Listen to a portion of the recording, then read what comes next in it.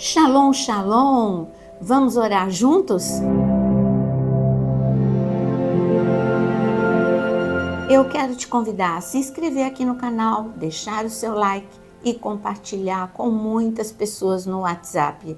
Assim, você está divulgando a palavra de Deus. Eu quero, neste devocional, meditar um pouco num salmo. Talvez eu possa dizer, eu ouso dizer que é o salmo mais conhecido. O Salmo 23, escrito por Davi, um homem que tinha muita experiência com o deserto. Ele teve duas etapas de experiência no deserto. A primeira, pastoreando, porque um pastor, onde ele morava, Davi morava em Belém. Belém é fronteira com o deserto da Judéia. Então havia um acordo entre agricultores e os pastores. Porque as ovelhas, se as ovelhas fossem pastoreadas dentro dos limites de Belém, ela estragaria as plantações. Então, um acordo era: nós plantamos aqui dentro de Belém e vocês pastoreiam no deserto da Judéia. Pastorear, quando a gente fala de deserto, é claro que é um lugar difícil, inóspito, mas na fronteira do deserto da Judéia, o que Davi e os outros pastores viviam era uma vida dura. Eles tinham que andar muito porque havia alimentos esporádicos e escassos. Não era assim, eu vou parar aqui com as minhas ovelhas e vou ficar aqui uma semana com elas, vou ficar um mês com elas neste local. Não, sem chance. Elas ficavam diariamente, tinham que trocar de local, porque o alimento que tinha ali era muito pouco. Eram chumaços, são chumaços, até hoje você vê isso, são pouquinho de algum verde, alguma alimentação para as ovelhas, e depois ele tem que andar para encontrar outra porção de alimento para as ovelhas. Então falar de deserto é falar de escassez, de falta de provisão, de dependência. No caso das ovelhas, uma dependência extrema do pastor, porque o pastor as orienta para o próximo local onde vai haver água e alimento. Então, Davi teve essa primeira experiência, que era uma experiência dura, porque no deserto da Judéia ele enfrentava não só a falta de provisão de água, a falta de provisão de comida, mas também um clima extremo, um calor extremo, sem sombra, um perigo à noite, um frio extremo à noite e junto também com o perigo de animais ferozes que tinha no deserto da Judéia. Animais comuns no deserto da Judéia, que são serpentes, escorpiões e outros animais, outros predadores perigosos para o rebanho. Então, o pastor, ele tinha muito trabalho, pouco descanso, muito desgaste. Estou falando de Davi, um pastor humano, um pastor limitado. Agora, Davi teve outra experiência com o deserto. Ele que viveu a sua infância, adolescência, início da sua juventude, até os 17 anos, no deserto da Judéia.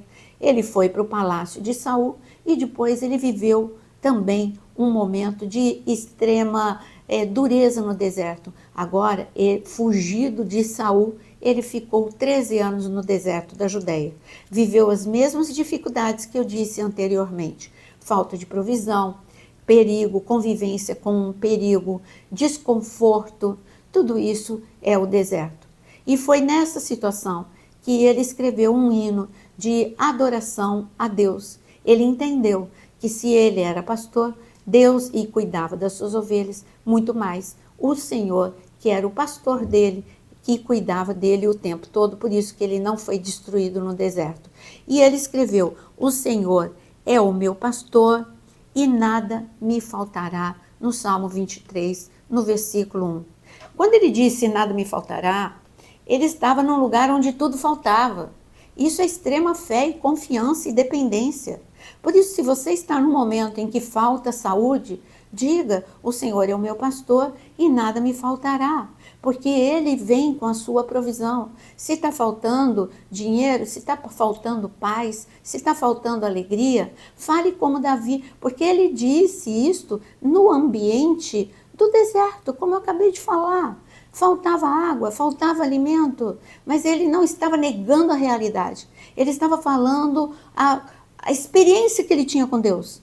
Eu não morri na primeira etapa da minha vida e eu não morrerei nessa segunda etapa da minha vida, porque Deus é fiel. Então é uma palavra de muita confiança.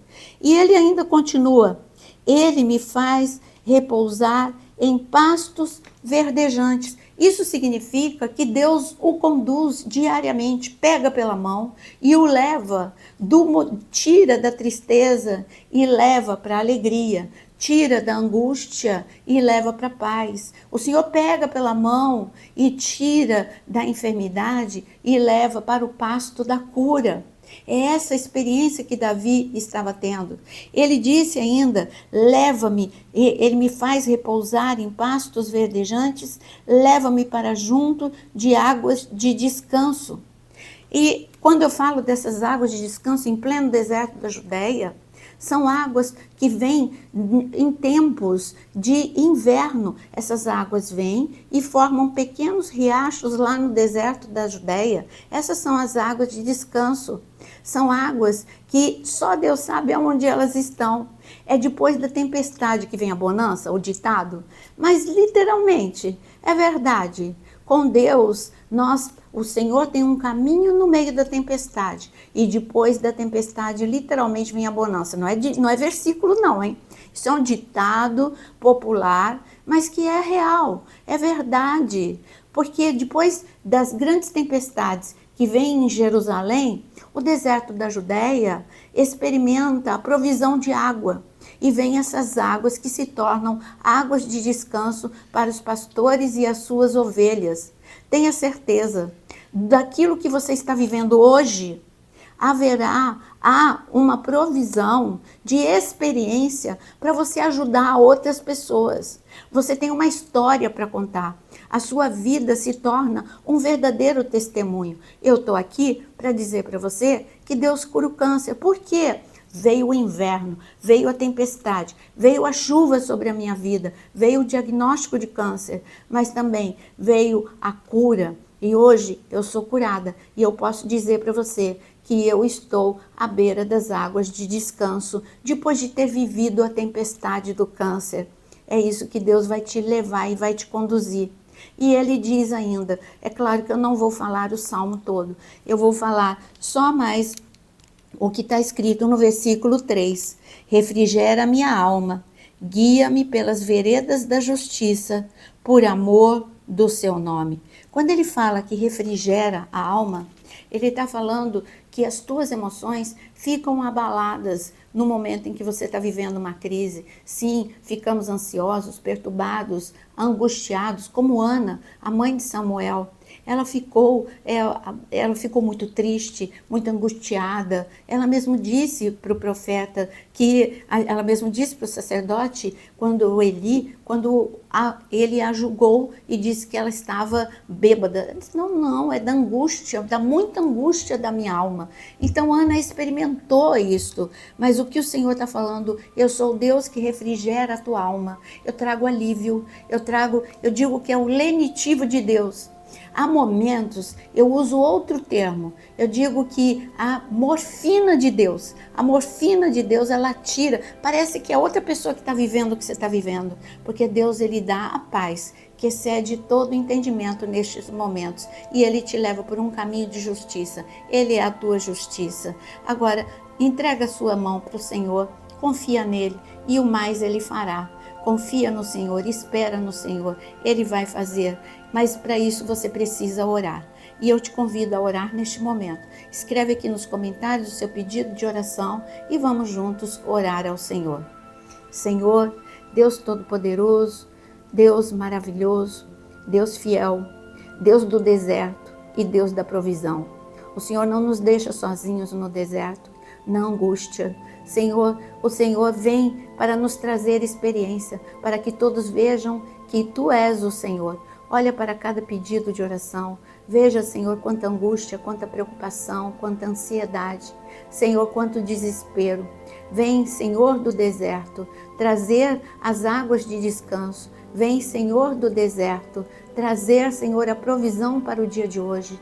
Ah, Senhor, como Davi, nós queremos declarar: o Senhor é o nosso pastor e nada, absolutamente nada, nos faltará. Te louvamos pela certeza de que o Senhor está ouvindo as nossas orações e estendendo a sua destra poderosa para nos ajudar. Em nome de Jesus. Amém. Que Deus te abençoe. Tenha uma noite de paz, uma noite de provisão do Senhor, em nome de Jesus.